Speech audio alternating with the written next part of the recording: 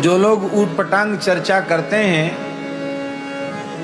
कि राधा कृष्ण का विवाह ही नहीं हुआ, ऐसी बातें कहने सुनने में भारी पाप लगता है। ऐसे लोगों का मुंह भी नहीं देखना चाहिए जिनकी इस प्रकार की दुष्ट विचारधारा है, दूषित विचारधारा है।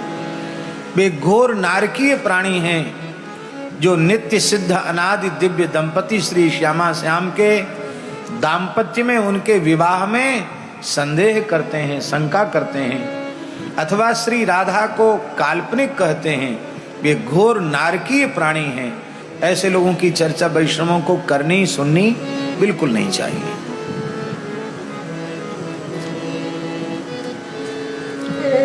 इनके अलग से किसी विवाह की आवश्यकता वस्तुता है नहीं, क्योंकि ये तो नित्य सिद्ध अनादि दिव्य दंपति है।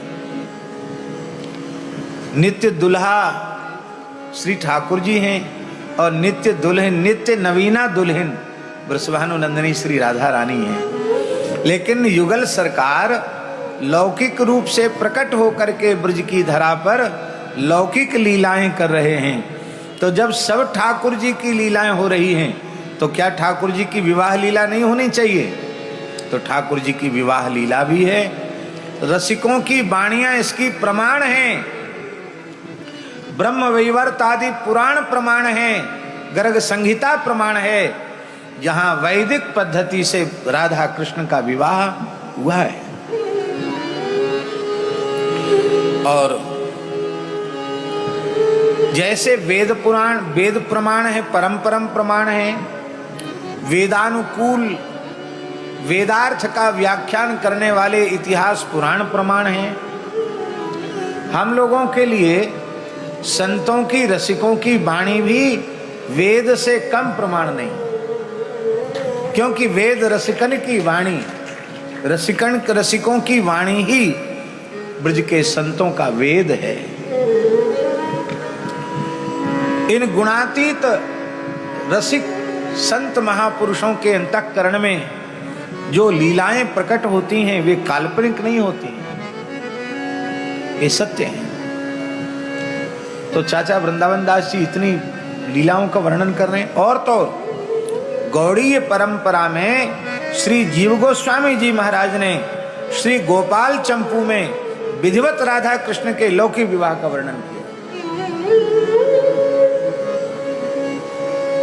सभी ने किया विवाह का वर्णन। हम एक दिन चर्चा कर चुके हैं कि जोधपुर में बाल व्यास श्री राधा कृष्ण जी के यहाँ ठाकुर श्री राधा गोपाल जी का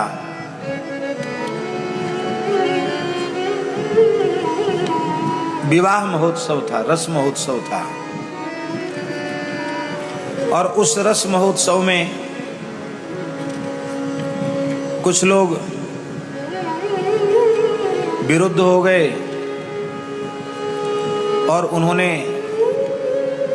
कोर्ट में, न्यायालय में एक अर्जी दायर कर दी और उसमें उन्होंने कहा कि ये सनातन धर्म की मर्यादा का घोर अतिक्रमण हो रहा है। राधा कृष्ण का तो विवाह हुआ ही नहीं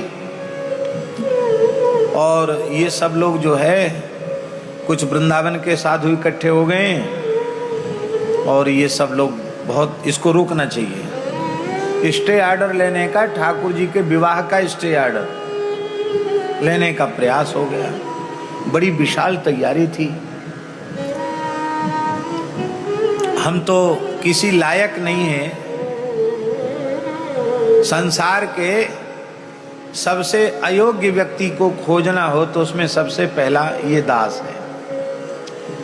हम वस्तुतः किसी लायक नहीं हैं। ये तो श्री जी की, ठाकुर जी की और पूज्य बाबा महाराज की, संतों की अपार कृपा है जो इन्होंने करुणा करके हमें अपने चरणों में बैठने का सौभाग्य प्रदान किया है। तो वहाँ एक लीला के भाव से हमारे लिए वहाँ परिचय में लिख दिया गया कि ये लाला के बाबा हैं, और श्री गोरीलाल कुंज वाले महाराज जी को लिख दिया ये लाली के बाबा हैं।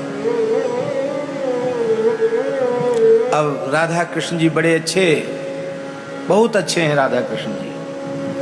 हमारे पास आए बड़ी चिंतित, बोले महाराज जी ठाकुर जी के विवाह में बाधा पड़ रही है। हमने कहा भाई आपको जितनी चिंता हमको और ज्यादा चिंता क्यों? भाई हमको तो अपने बाबा बना दिया, तो जिसके छोरा का ब्याह रुक जाए उसके बाप को कितना कष्ट होगा। तो हमने कहा भाई ऐसा करो कि किसी बहुत अच्छे वकील को लाओ, क्योंकि जब कोर्ट में बात चली गई है तो वकीलों का विषय है। तो एक वकील को बुलाया गया, अच्छे वकील, प्रसिद्ध वकील। उनसे मैंने पूछा कि भाई इसको कैसे रोका जा सकता है, ये खारिज कैसे हो केस? बोले महाराज जी खारिज हो जाएगा, इसमें कोई प्राचीन प्रमाण चाहिए। तो हमने कहा प्रमाण तो पुराणों में है विवाह के,